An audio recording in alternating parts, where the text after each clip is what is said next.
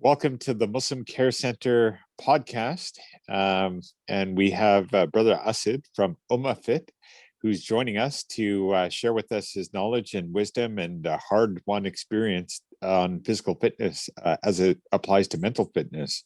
So, Asad, please introduce yourself and your journey, vision, and mission to UmmahFit. Yeah, sure. So again, my name is Asad, and so I run an organization called UmmahFit.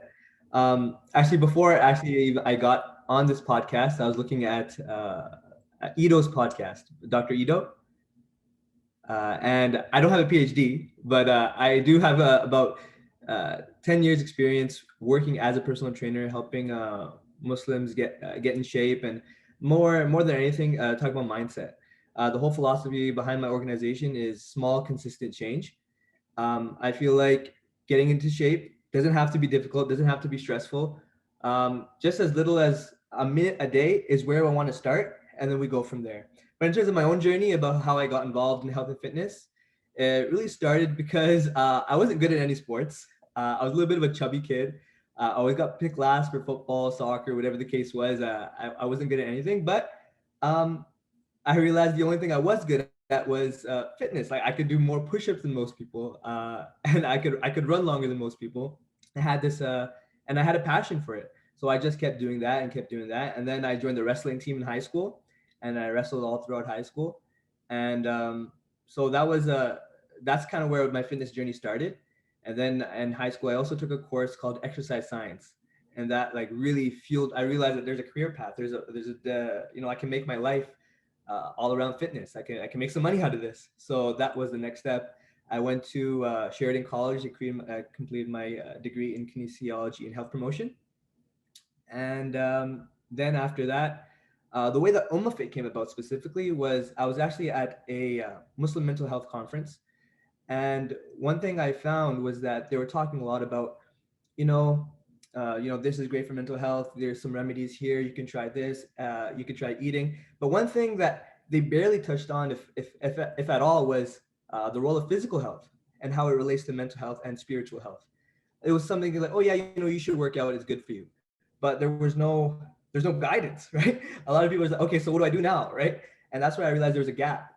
And that's where I wanted to come in, and that's where UmmahFit kind of sprouted from. And then since then, I've been through one-on-one training and through some of my, if you see on my Instagram, I just try to like put out free content just to change people's mindset to see that physical activity is not just a vain pursuit. There's a lot of spiritual components that come from it, right? Well, case in point, Tyson Fury, the heavyweight champion of the world. So he told a story about how his idea of training was to train to fight, and then as soon as he won, then he stopped training. And he said he was champion, he was a millionaire, he had a wife and children, everything to live for, but he was depressed and suicidal even after being a champion. So his purpose of working out was to fight. And once that was over, he stopped working out, stopped training. So he says, now I work out for my own mental well-being, my own health and well-being. And so I think a lot of people try and think that maybe it's separate, but it's actually all holistic and intertwined, that mental health and physical health are interrelated. And if we are physically inactive and not exercising, it will eventually will affect your mental health and emotions. Yeah, actually, that obviously I'm not Tyson Fury and I'm not a world championship boxer, but I mean I used to be heavily into powerlifting. So lifting heavy weights. If people don't know what powerlifting is when there's a squat, there's a bench press, and the deadlift. So your whole goal is to lift as much weight as you can in these three lifts. And I wasn't eating right, but I was training a lot, and the whole goal was to just put on as much mass as possible because that's going to help you lift as much weight. And I remember one time my sister took a picture of me. I was sitting down and eating, and I just saw something I didn't like. I had rolls, and in my head I was like, yo, I'm strong, I'm good. As long as I have strength, I'm happy. But then when I saw that picture and I realized that walking up a set of stairs I would be gassed out. I realized that this is not. I'm not going to be a professional powerlifter. I'm not going to be a world championship powerlifter. I'm just, at the end of the day, I want to be healthy, especially once I got married and I had a kid. I realized that I have to look at longevity. I can't look at this in the short term anymore. I'm getting older. I have different responsibilities. So I think one thing that happens is the more you get involved in fitness, just like what Tyson Fury experienced, is that um, you can't be one dimensional in your fitness pursuits. You have to look at fitness holistically and see how it's going to contribute to every other aspect of your life. And I think, talking from a Muslim perspective, it's I can say, personally speaking, like after a good workout, you're in a spiritual state of mind. You're in a spiritual zone almost, right? If you sit down and do dhikr after a long run, it feels a lot better, right? You know, they talk about that runner's high, right? You almost feel like you're in a spiritual state, right? Well, even when you do a heavy deadlift and your endorphins are pumping, and there's that feeling of bliss that having a very heavy deadlift kind of gives you. And I liked how you applied it to dhikr. That really, when you're in those peak states, that is the greatest time to connect with Allah subhanahu wa ta'ala.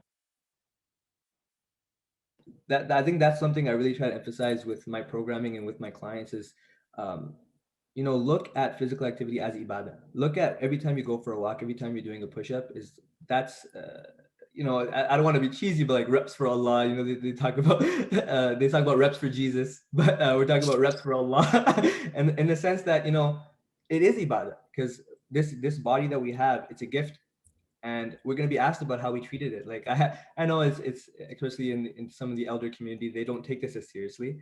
They can eat, like, enjoying your food and enjoying your life is the epitome. It's like that's what you want to go for. But a lot of times, it's that enjoyment is going to lead to harm down the line. Um, you know, I have a lot of friends, even younger friends, who talk about, like, we're all gonna die eventually. So what's the point? Like, what's the point of caring so much about my health, right? I'm just like, yeah, sure, we're all gonna die eventually, but a 60-year-old who's taking care of their health and been physically active and watched their diet versus a 60-year-old that hasn't done any of that, it's night and day. So if you want to be towards the end of your life not being able to enjoy your grandkids, enjoy those your retirement years because you're stuck on a bed, versus you're able to play with them and you're still able to play sports. It's night and day, right? So it's like, yeah, you can't theologically speaking, you can't change how long you're going to live, but at the very least you can enjoy those years, right? You can at least be in control of how those last years are going to look, inshallah. And your body is an amanat from Allah subhanahu wa ta'ala. It's a trust, and we have to utilize it. So we have to feed it properly, we have to give it proper rest, and we have to use the body in a healthy way. And many elements like hydration, proper breathing, and then on your website you talked about incremental goal setting. I think a lot of time when people are out of shape, they get fed up and they want to do extreme workouts and go heavy duty to the point where it becomes painful and they stop. And so let's talk about your philosophy of incremental goal setting as a way for longevity to keep your goals. Yeah, I think that's probably the most important thing when it comes to starting a fitness and health journey, is that realizing you have to start small, realizing that uh, even the smallest successes are worth celebrating. So a lot of times, with some of my clients who are very sedentary, who have never done any sort of physical activity in their life, one thing I like to do is that just you're gonna wake up, you're gonna put on your shoes, and you're gonna step outside the door, and you're gonna stand there for 30 seconds. Then you're gonna come back inside. Whether you go for a walk or whether you don't, that's not important right now. All I want you to do is put on those running shoes and step outside for 30 seconds, then step back inside. Most people, once they get there, they might go for a walk because, like, they're already in the position to do so, but sometimes they don't. But I just want to get them that first step. Get them that first step, and then the next step is, okay, you did that for a week, and now that's easy. It's automatic. Now we're gonna go for a 1 minute walk. Do that for a week, 2 minutes, and then by the time next thing you know, you're doing 10-minute walks from where you weren't doing anything before, and it's easy because you've built up to it. So there's this formula that I use with a lot of my clients. It's small, specific, and stacked. So it's small enough that even on your worst days, even on the days you're so tired, you come back to work, the kids are giving you a hard time, you can still get that habit done. Secondly, it has to be specific to what your goals are, right? If you want to, let's say, put on a bunch of muscle, but you're focusing on cardio, well, when it comes to gaining muscle, a lot of times you have to focus on eating more and you have to focus on lifting weights. So maybe a more strength training related habit would be more appropriate than a cardio related one. So specific to whatever your goal is. And lastly, it has to be stacked. When I say stacked, it has to be attached to another one of your habits that you're already doing. It's much more easy to stick to a habit that's attached to another habit. So, for example, we all brush our teeth like twice a day, hopefully, and we don't have to think about it. It's just something that we do. It's natural for us now. But if you remember when you were growing up, it probably wasn't that hard. As a kid, like you have to force your children to brush their teeth, right? Because it's not a habit yet. So what you do is you take that habit of brushing your teeth and you attach another habit to it. So for example, my habit would be, let's say, do 5 push-ups every single day. So you set your habit to be attached to another habit. So for my 5 push-ups is attached to me brushing my teeth every single day. So before I brush my teeth, I'm going to do those 5 push-ups. So I'm never going to forget. And it's something that I'm going to be able to do consistently. And even elements of intermittent fasting goes with sunnah. And so a lot of us, we think, oh, how can I, like the Sunnah of Prophet ﷺ, Tuesday and Thursday, fast those days. But now the big craze in fitness is intermittent fasting, which is just more or less proving what Sunnah had taught us 1400 years ago. Let's talk about the role of intermittent fasting and other ways of diet to help facilitate weight loss and overall health. Honestly, I used to be really against intermittent fasting. I just thought it was another fad. But I think the more I connected it to the Sunnah again about of fasting Monday and Thursday, it's like this is part of our tradition. And now whether it's a good thing or a bad thing, is because the popular media has taken it, restructured it, called it intermittent fasting, and then sold it back to us as the Muslim community, right? But we have to realize that these breakthroughs have been part of a tradition from the beginning. It's just that we haven't gone to them, right? So that's definitely something that I'm trying to improve on, going to my tradition first. And in terms of fasting, I think that's probably one of the best ways to really manage your portions, manage your consumption, right? There's a whole concept now. Intermittent fasting is one way to put it. I just call it time restricted eating. So the way I do it, I'll do it with a lot of my clients. I always start with 12-hour windows.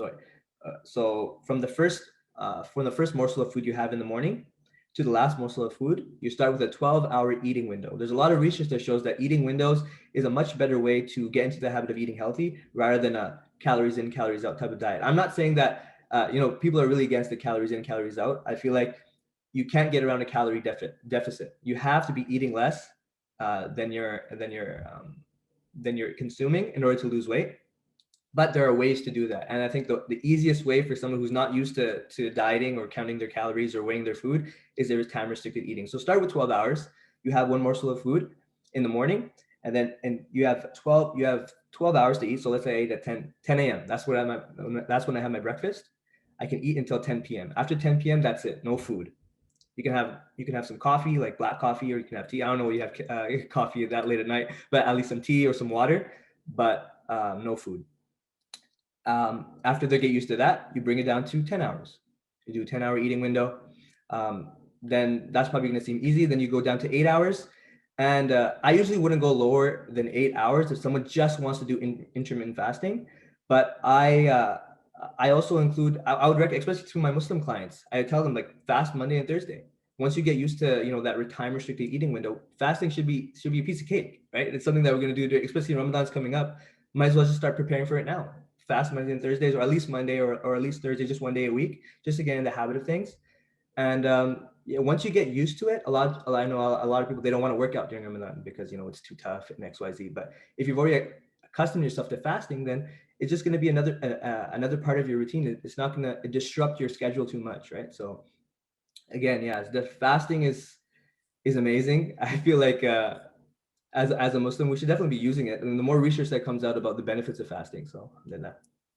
And there's a doctor based in Toronto. He wrote a book called The Obesity Code, largely in response to diabetic patients. And one of the key factors is the majority of diabetic patients were overweight and obese. And so one critical factor was insulin. And by frequently eating and snacking throughout the day, the insulin spikes. And so by having a restricted time window to eat, to control that insulin response, which our society with all the different tasty snacks and foods and wanting to try every kind of thing. It's almost like a vice, just eating food for entertainment rather than for sustenance. And you brought up something interesting on your website about putting your phone in the cupboard and being mindful about eating. So maybe let's talk about mindful eating. Yeah, mindful eating is a big one. Another aspect of controlling your diet and controlling your food intake is controlling your portions, right? And a lot of times people don't realize how much they're eating. Especially like now we're in a habit these days, and I'm guilty of this myself. Is having Netflix on, or being on your phone and eating at the same time, right? And the issue with this is that you don't finish eating when you're full. You finish eating when the show's done, right? So that's how it's kind of come to be, right? So being able to put your phone away and focus on the food itself, from a spiritual standpoint, we're told, say Bismillah before you eat. Focus on your food. Again, eating is it all comes down to ibadah. When you're eating, that's an ibadah as well, right? You're being grateful for the food that you have. Why not pay attention to this gift that Allah has given us, right?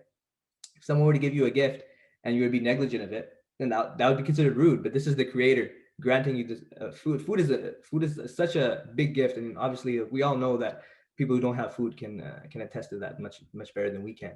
So again, that's a big thing. And when it comes to portion control, being mindful of what you're eating is really important. And on top of that, on top of getting rid of distractions, just using a smaller bowl. I feel like that's a really, really good way of controlling your portions. So what I do is, especially with a lot of my clients, is that let me see your plate. And it's usually like one of those flat plates. And then they just start stacking, stacking, stacking. And like they have a huge plate, right? So just limit it, have a smaller bowl. Like one of those circular ones is good. Just put your food in there. Like even if you wanted to, and don't go for seconds, obviously, because then you can go for thirds, fourths, fifths, and you can end up making up that difference. But don't go for seconds. Use a smaller bowl and set up your plate and divide your plate. So like let's say half of it's going to be carbs or a quarter is going to be carbs, whatever you want to do. So half is carbs, then you can do half is veggies and a half is protein, right? So you've reduced the portions, and in terms of what you're eating is also healthy. Like I'm not against carbs like a lot of people are. I think carbs are important, especially if you're in a resistance training program, right? You need the energy, but what kind of carbs you're eating, how much of it you're eating, these things are also important. And in terms of the portion, like so a smaller bowl and a mix of carbs, proteins, and fats. And fats in and of themselves, I've been reading like with essential fatty acids, omega-3, 6, 9. And then also there are foods that are harmful for the health, which fried foods. So a friend of mine, he wrote a book called Fats That Heal, Fats That Kill, Dr. Udo Erasmus, and he talks about how fried foods with our community, samosas, pakoras, that kind of stuff. And so vegetable oil actually, when it's heated up, becomes toxic, and free radicals that start to attack various aspects of the body and causing inflammation and pain in the body with fried food. So the alternative he recommends is desi ghee, which doesn't have that free radical transformation of vegetable oils. So let's talk about foods that are harmful to the health, because there are ways that we prepare food, and also the fact that most of us in North America don't sweat every day because we're not in climates where we're genetically predisposed to sweat, and our diet can kind of suit that. And so if we're not sweating every day, certain foods can be toxic for us. So let's talk about no-go foods or no-go things that can harm the health. I think, personally speaking, I think I would differ with Dr. Ito a little bit on that. Like, I don't feel like there are specific. I don't like elimination diets. I feel like it's really not sustainable for a lot of people starting out. Like down the line, I think there are foods that you should probably avoid, but especially if someone's just getting in the habit of things, and let's say for a desi person, you tell them they can't have samosas, they're gonna slap you in the face. They're gonna it's gonna cause an uproar, right? So what I like to tell them is, again, like that eating window is important, and just choose healthier alternatives, right? You can bake samosas and still enjoy them, right? There are ways to enjoy the food that you're eating right now, but just modify them slightly to make them a little bit healthier, right? So one thing is, a lot of people, I think in our community, we have a lot of processed carbs. So I'm like, yeah, you can still have carbs, but maybe choose a whole grain rather than a white bread, right? So personally speaking, I don't think there are any just don't maybe probably the only thing you should probably really avoid is trans fats, because there's a lot of research on how bad trans fats are for you. But in terms of like a general rule, stay away from processed sugar. There's actually more research in terms of diabetes, in terms of obesity, is that processed sugar is much bigger culprit to weight loss, or sorry, weight gain, and metabolic syndrome than saturated fat. So that's kind of my take on the. And processed sugar is in everything. So candies, pops, chocolate, you name it, even ketchup. So it's almost like once you go down the list of food items that have sugar, it's almost everything, and you're like, what do I eat? And so because sugar is in so many things, what are alternatives? Because even I was reading the Majul dates. One Majul date has 27 grams of sugar. So what are the a lot of us have sweet tooth, and whether it's a butterfee kheer or baklava or any of those sweets, what are sweet alternatives to get away from processed sugar? I think a big one that people use in a lot of foods, like health foods now, is stevia. So it's a natural sweetener that a lot of people use, and it actually isn't digested by the body, so it just comes straight out, which is great, especially if you're on that ketogenic diet and you want to avoid carbs. Then stevia is a good one. Uh, but a lot of people, again, like it's difficult to just cut out processed sugar from our diet, especially when we've been so trained to have it in everything, right? So one thing I would recommend is that if you are going to have a processed sugar that's going to digest quickly, have it with something that's high fiber as well, right? So just that's what, and high protein. What that's going to do is going to slow down the digestion, so that when you have having that, because the thing is, the nature of processed sugar is that they're just going to digest like that, and you're going to be hungry again, and then that causes overconsumption. But when you're having with that fiber and that protein, then they have the thing about fiber and protein and even high fat diets is that they have high satieties, meaning it's going to keep you hungrier longer, or sorry, keep you fuller longer, right? Versus processed sugars, which are going to just digest and you're going to be hungry again. So if you compare your foods, if you compare processed food with maybe some leafy greens and stuff like that, then that'd be a good alternative. If you can cut out processed sugars completely and replace it with things with stevia and paste it with I think there's monk fruit. Monk fruit is another natural sweetener that a lot of health products are using. So do what you can. Again, because what the whole revolution now is to change the way we're eating completely. And I feel like it's like idealistic right now for a lot of people who are, especially coming from, like, when I'm looking at the Desi community, I'm looking at a lot of people that I work with. If I tell them, hey, avoid eating rice all the time, it's like they can't do it. And their biggest complaint is that when they sign up for a certain X program at a gym with nutrition, they'll tell them broccoli and chicken breast, and it's just like, I can't eat that every day, right? So I think the challenge right now for the Muslim health community and the community focusing on traditional cultures is that taking these traditional foods and modifying in a way that maybe is a little bit better for your health, right? Because we want to preserve the tradition. We don't want to change tradition. We want to keep that tradition, but again, just modify in a way that's still palatable to the community. There's another thing, Yusuf, who is coordinating our podcast. So he sent me broccoli rice. So you know how hard it is to eat these big things of broccoli, and so with the food processor is to kind of break it down to like rice size kind of pieces for cauliflower and broccoli, and that becomes a rice alternative that kind of gives you that texture without having to eat that huge chunk of broccoli, which is very hard for most of us to do. So now let's talk about other elements that are manageable for people, like water consumption. Um, like a lot of people do not drink enough water, whether they drink too much tea, coffee, and chronic dehydration causes a lot of health issues. Let's talk about hydration and its role in overall health. Yeah, hydration is super important, especially for a lot of the community who's trying to put on muscle, who are trying to preserve muscle, especially during Ramadan. They say that this is kind of a joke in the fitness community, that the most anabolic supplement you can take is water and sleep, pretty much, right? As long as you have those, you don't really need any other supplements, right? Those come down the line. But if your sleep and your water intake aren't up to par, then you're gonna suffer in terms of your health, right?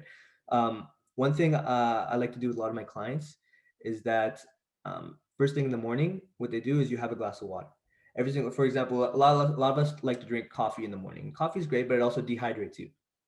So before you even have your glass of your cup of coffee, you have a glass of water. After you have your cup of coffee, you have another glass of water. One method that I learned to kind of like really get you to drink a lot of water throughout the day is that we all check our phone. Every single time a notification goes, we're gonna look at our phone. So in order to kind of trigger you to drink that water, is take your water bottle, whatever that is, put it on top of your phone. So in order to reach your phone when the notification bell goes off, you have to lift the water bottle up, and that's a reminder, like, oh, I need to drink my water bottle. I have to drink from my water bottle, right? So it's these kinds of, because the thing is, we all know that we have to drink water. And if you ask somebody off the street, like, hey, should you drink more water? Like, yeah, I probably should. But then why don't we, right? It's because we forget, and it's because it's not prioritized, right? So especially in the beginning, when we're building that habit of incorporating more hydration into our diet, is that we have to kind of do these little tricks, right? And these little triggers that's going to get us to remember, like, oh crap, I should drink water, right? So that's one way you can do it.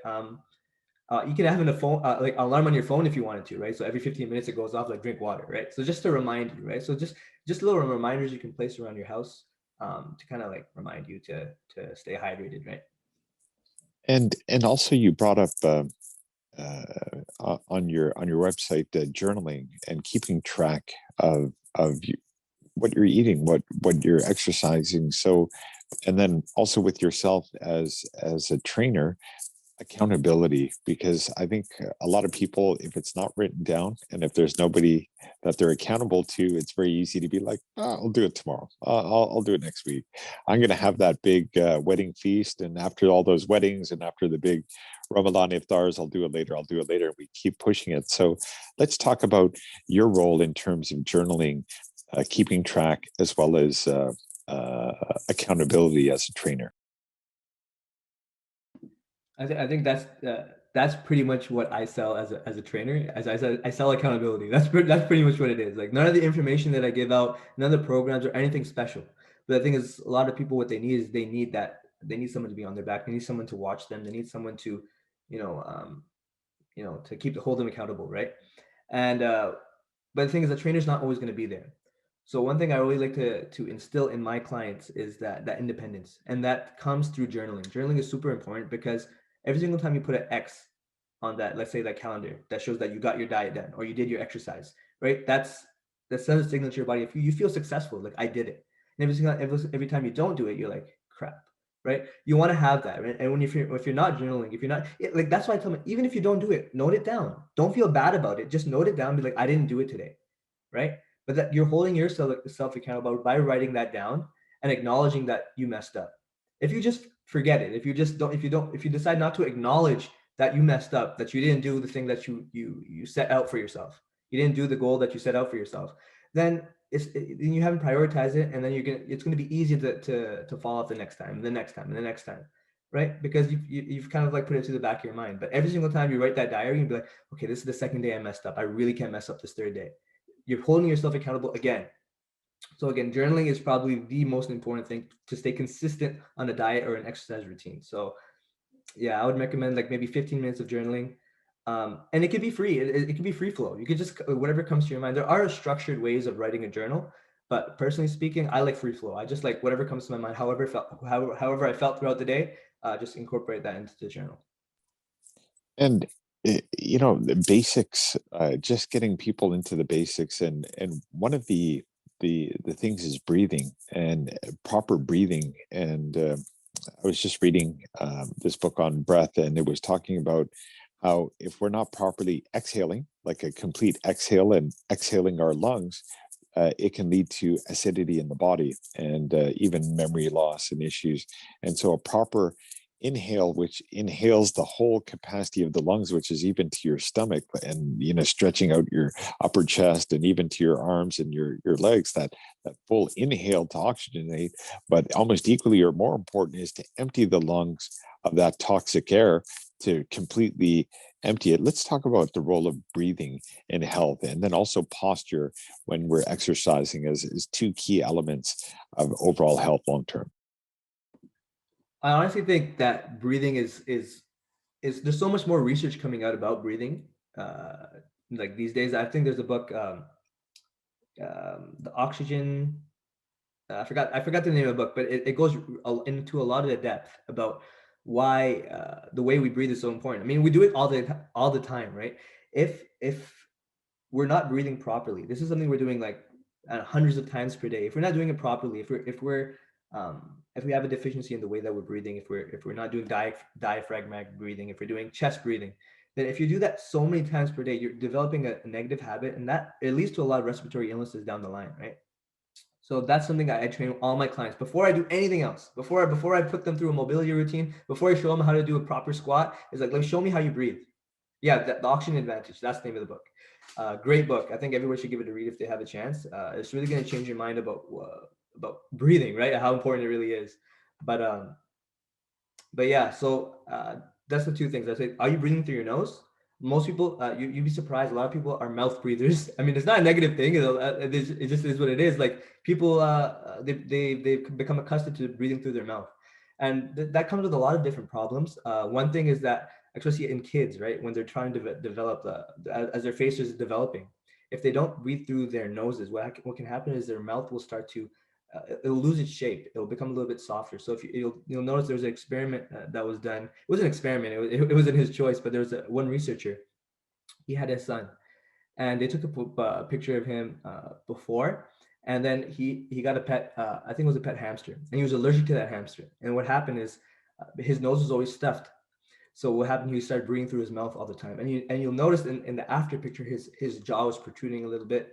And they've done a lot of research. This is just one anecdote, but they've done a lot of research on this, and that breathing through your mouth actually, as you're developing as a child, can change your entire jaw shape, right? And then on top of that, let me just show you from the side. If I'm breathing from my mouth here, I'm a little bit forward. I'm a little bit hunched over.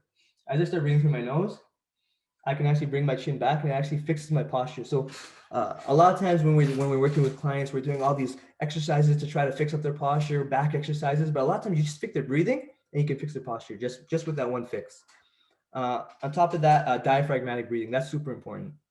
Being able to breathe into your belly rather than just to your chest, right? Because as you're talking about, you can get so much more breath by expanding your rib cage and pushing your diaphragm down, breathing into your belly, than if you just do a chest breath.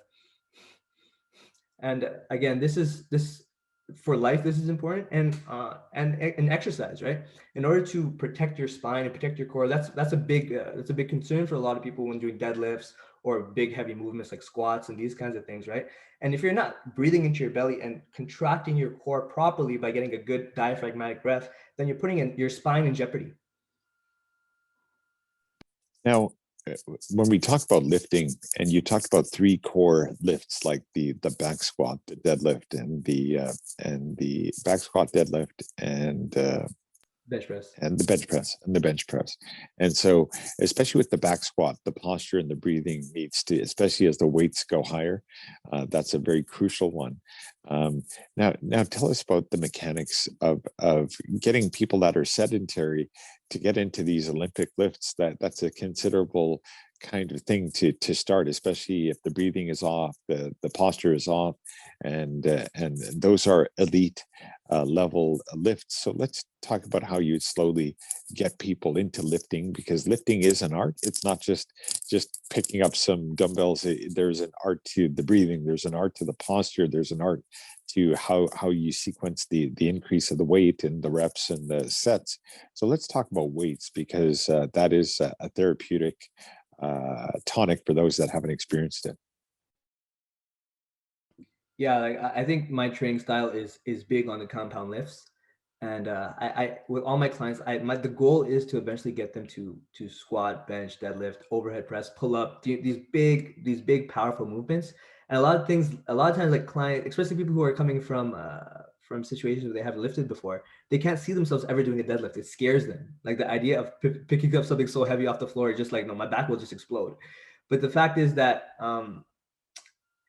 most people are much stronger than they think they are. Um, I've gotten like even grandmas to deadlift 135 pounds, which is something that they never thought they'd be able to do, right? But the thing is, again, breathing is important. If you can teach someone how to breathe properly to brace their core, that increases their strength tenfold. There's one thing an analogy I like to use is you would never shoot a cannon from a canoe, right? Because the analogy is if you were to do it, the canoe would go flying backwards, right? So what breathing does is creates a strong base, right? If you can create a strong base, you can develop power. You can demonstrate power, right? You can demonstrate strength, right? So once you're able to, train that client to really brace their core and push off, that's the first step. The next step is we don't have to be dogmatic. Not everyone has to do a bench press. Not everyone has to do a squat. Not everyone has to do a deadlift, right? There are modifications we can make. So a lot of people, if they don't have the mobility to get into a proper squat position because their heels are coming up or whatever the case is, then maybe just do a kettlebell squat, right? Or some regression, right? And then work your way up to a squat. Or if someone's not used to doing a deadlift from the floor because their back is not in the right position, then you can do a rack pull. A rack pull is when you're deadlifting from a little bit higher, maybe like above the knees. Or even if they're doing the Romanian deadlift, which is a little bit different, is a little bit of a regression from a regular deadlift. And if they can't do a regular bench press, then maybe use dumbbells, right? A neutral grip dumbbells because they don't have the shoulder mobility, right? So you have to find out what the client is capable of, work within their capacity, and then try to expand their capacity as they get stronger. And you brought up the core because the core is the key to any lift, even running. The core is so crucial. Maybe explain what the core is and how to get the core engaged, because that really is, you can hurt yourself if the core is not properly engaged and properly worked out. So the core is more than just one muscle. You have to look at the core. So it's your front. You have your front rectus abdominis muscles. You have your obliques. You have your deep flexor muscles. You have your lower back muscles. There's so many muscles that comprise your core. And when we're talking about stabilizing your core, it's being able to keep everything nice and tight, because you can have a loose core when you're doing regular things, when you're just walking around, right? But when it comes to, you want to be able to develop a tightness, develop pressure, become like a pillar. That's the way I'd probably describe it best. Become like a pillar when you're doing any sort of lifting movements, that the weight is not manipulating your spine in any sort of way. The thing is, you have to be in control of your movements anytime you're doing some sort of lift. You can't let the weight dictate where your body goes, right? You have to be in control. And that control comes from developing that tight core.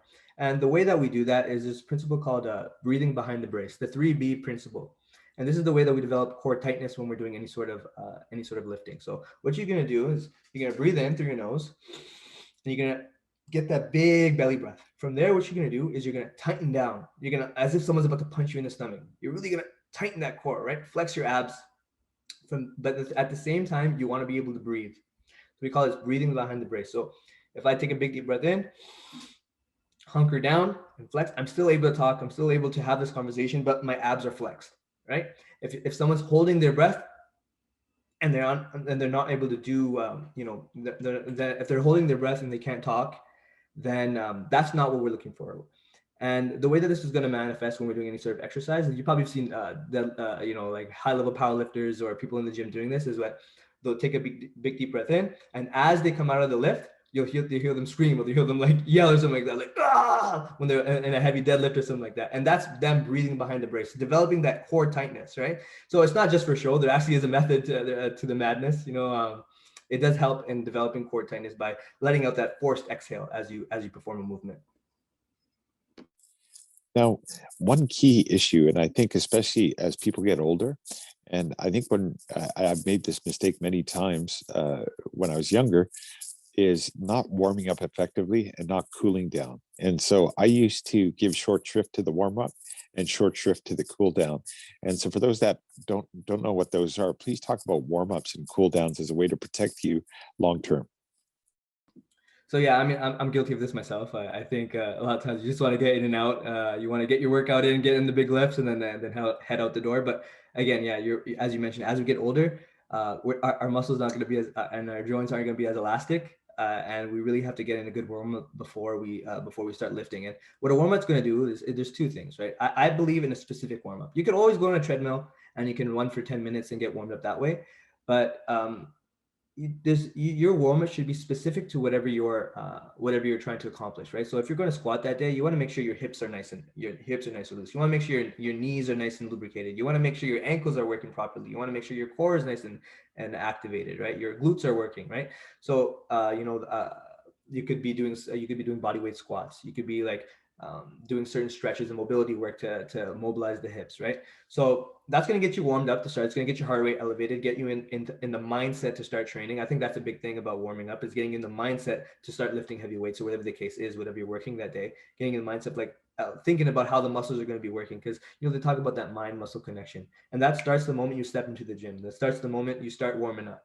Because if you just think you can just pick up a dumbbell and start like feeling that muscle working, it's not going to work out. So it starts from the warm up, really trying to activate those muscles. Obviously, your muscles are always activated. That's probably the wrong word to use, but really just trying to tune into your muscles mentally, like feeling those muscle fibers working as you're going through the movements. And it starts from the warm up, getting your joints nice and lubricated. And again, you want to be specific to whatever you're working, right? So if I think, especially because a lot of us are limited on time, right? So you don't have to do a full body warm up every single time that you step into the gym. If it's a chest day, then warm up the chest. If it's a leg day, then spend some time warming up the lower body. But I don't think it should be more than 10 minutes. So keep it nice and light. And again, on the cool down, you want to make sure that you're taking that time to get your muscles, because when you're working out, what's happening is that your muscles are being contracted, they're being shortened, and then in order to prevent this, there's not a lot of research that supports this, but I would say it's worked for me and it's worked for a lot of my clients. So a lot of static stretching to finish off your workouts can actually prevent muscle soreness the next day. I think that's a lot of people are scared of that muscle soreness. This is why they stay away from the gym. So we try our best to mitigate that muscle soreness the best we can, right? And one of the ways that we can somewhat mitigate that pain is through static stretching and a cool down at the end of the workout. And frequency. This is the other thing, because you brought up dogmatism when we just say just doing it for the sake of doing it. I just got to check this box. And so the frequency of workout, and not to overwork out. Let's talk about how often you should work out, whether it's weights in specific body areas, and then also after that, the role of cardio and what kind of cardio for those that are sedentary. So let's start with workout frequency. So I think there's a place for a lot of different types of frequencies depending on where you are on your fitness journey. I would say you could get a really good workout in and just work out one day a week and still see progress, especially if you're just starting out. But one thing you're going to know about lifting weights in general, or any sort of progress you want to see in the gym, is you have to keep progressing. You have to keep pushing yourself, right? So if you're starting one day a week, that's gonna get you results maybe for 3-4 weeks, but eventually you're maybe gonna have to up it to 2, and then 3, and then 3 is typically where you're going to stay for a long time before you have to go to 4 or 5. And most people are never gonna have to worry about getting 4 or 5 days in the gym. 3 days of lifting is usually enough for most people, and especially when you're starting out, full body workouts. That's what you want to focus on. You want to focus on full body workouts using compound lifts, like we mentioned, squats, bench, deadlift, pull-ups, bent over row, these kinds of big movements that incorporate a lot of different muscle groups, right? But as you progress, then you can start having a chest day and a leg day and a back day. But you don't want to start with that. A lot of they call them bro splits, and they have a place. But I feel like for most people, they aren't advanced enough to be even using these techniques, because they're just starting out. They have to learn how to use their muscles before they start isolating their muscles, right? Learning how to use your muscles in unison is important first, before you start to say, oh, I just want to work my bicep, or I just want to work my lat, or I just want to work my chest. Like, you're not ready. You haven't developed that mind muscle connection, right? So the first place is to learn to use your body as a unit, and then start, if you really want to, if you're into that bodybuilding lifestyle, to break them up into specific muscle groups. In terms of cardio, I would say cardio is great, because heart health is important. So we always want to do cardio. It also depends on what your goal is for cardio. If your goal for cardio is to lose weight, then what I would recommend is, especially, and it also depends on how your weight training routine is looking, right? So there's steady state cardio that a lot of people do, where you're, for example, running on a treadmill for 20-40 minutes, or HIIT training, which is interval training, where you're doing periods of really high intensity work, followed by resting for about 30 seconds, and then again hitting that intensity again, and then resting again. So there's a place for both. I personally, just because of how efficient you can be with your time, I love HIIT training. You can finish a really good workout within 10-20 minutes, and then you're done. You're out of the gym. Steady state cardio takes a lot longer. You'll be in the gym maybe 40 minutes, or you could go for a run outside, wherever you want to do it, but it'll take maybe 40 minutes. The only thing I would say is that steady state cardio, especially if you have a really, really tough weight training regimen that you're following, then steady state cardio can be better, because they'll give you you're going to need time to rest between those heavy weight training sessions, right? So steady state cardio can be a good alternative. But conversely, if you're stuck on time and you really want to get the most bang for your buck, then I would say HIIT training is probably the way to go. And with HIIT training, with high intensity interval training like CrossFit, or I think it's called F13. So they combine weights with cardio and gymnastic movements, and let's talk about that. That's like literally the craze for the last 10 years or so. The CrossFit Open, and really all these types of athletes like Matt Fraser, Katrin David Sauter, and all these famous CrossFitters that are doing phenomenal things with every kind of workout for the body. So let's talk about CrossFit, the pros, the cons, because I used to do CrossFit quite a bit. I injured myself a number of times, but I did learn a lot about working out, and I really enjoyed it. So let's talk about HIIT and CrossFit, and the pros and cons. Yeah, HIIT training in general, there's a lot of different forms it can take. There's Tabata style, there's sprints, there's hill running, whatever the case is. There's a lot of different styles that we can do, and a lot of different methods. But I would say the overall gist of it is that periods of high intensity work and periods of rest, right? You're just alternating those back and forth. I personally love this style of training, because especially if you're not in the gym, let's say all you're doing is HIIT training, you're using compound movements. You're just doing them at a high intensity at a fast rate. So, for example, you can turn anything into HIIT. You can do, if you want to go up and down your stairs for 30 seconds at a fast rate, that's HIIT training. You do that for a minute, and then you rest, and then you go up and down again. And the thing is, there's a cardio effect of getting your heart rate up, but you're also working your muscles at the same time. And I think that's kind of been the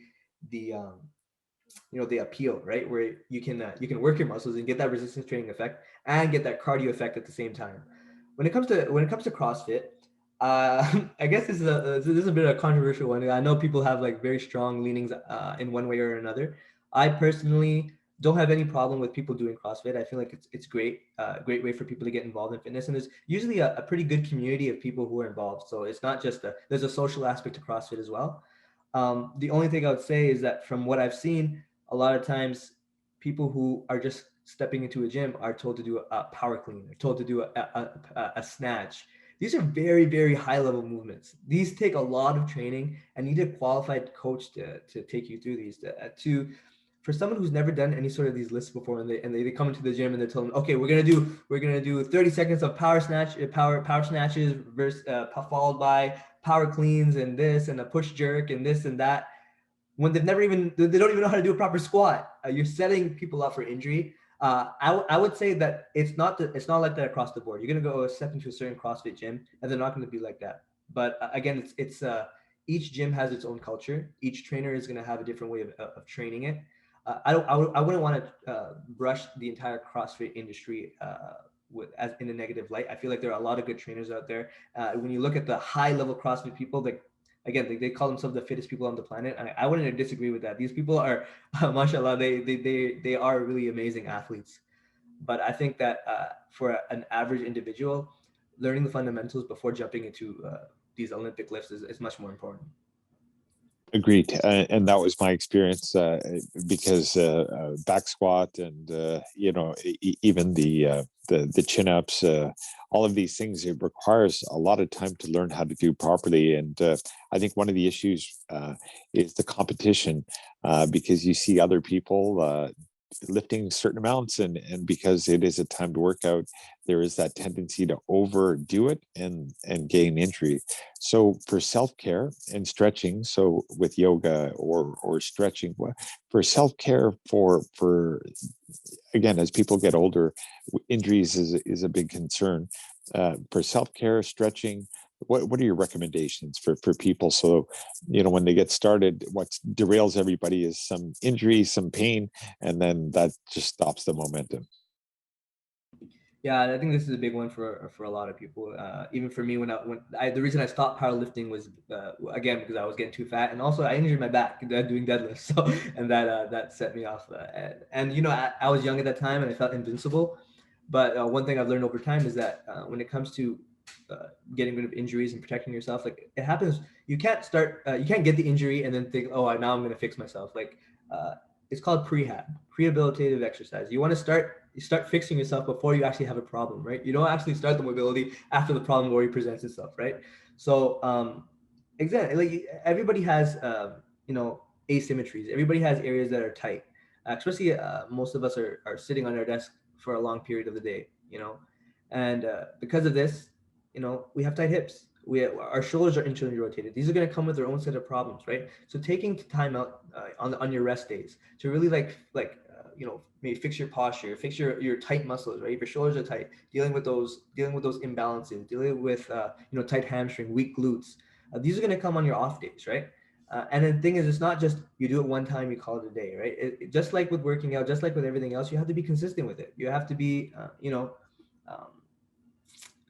it's like flossing, right? You got to do it every single day, or you're not going to see results, right? You can't just floss one day in the week and then expect your teeth to be clean forever, right?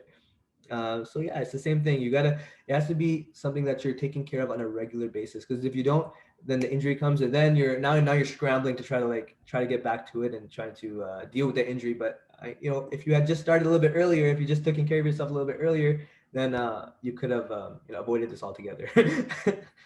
And I said, in a way, your work helps the quality of people's lives, because part of journaling and self-care, uh, the working out helps with mental health. And with the pandemic, people being isolated, all sorts of issues that people are going through because of the pandemic, the crucial aspect of holistic, because everything's intertwined.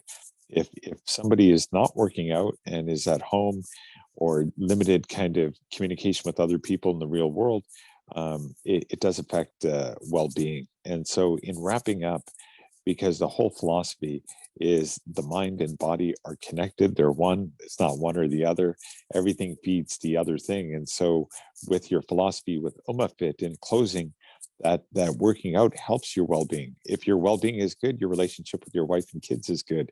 If your well-being and exercise is not good, then that could also translate into relationship and other issues in life and business. Yeah, I think that's so important. I think people don't realize the kind of benefit they're going to see once they start that to be active, right? I feel like a lot of times I've had people who start working out and their self confidence increases. They feel their self worth increases, and they never expected this. They started because they just wanted to lose some weight, but they've gained so much out of just being fit. And again, I think people have to realize that it's not difficult. Just start small, and be consistent with that. A lot of times I've had a lot of clients, they say, oh, when I tell them, like, okay, you're just going to walk for 2 minutes. Like, no, I can do more. I can do more. It's like, no, but you're not doing anything right now. So what we're going to do is we're going to start with 2 minutes and be consistent with that. And again, like, it's going to connect you spiritually. It's going to help your mental health. There's so much research showing that the mental health benefits of being physically active. We're meant to move. We're not meant to be sedentary. We're meant to be active people. And it's connected in every way. There's sunnahs of the Prophet Muhammad sallallahu alaihi wasallam, racing with Aisha radiallahu anha, and being active and taking and obviously they're training, they're wrestling. Wrestling is sunnah. Being physically active is part of our tradition. It's not something we should just put to the back burner. It's something we have to be cognizant about and being on top of, because this body, this life is all we have. So if we're not taking care of that, then what are we doing?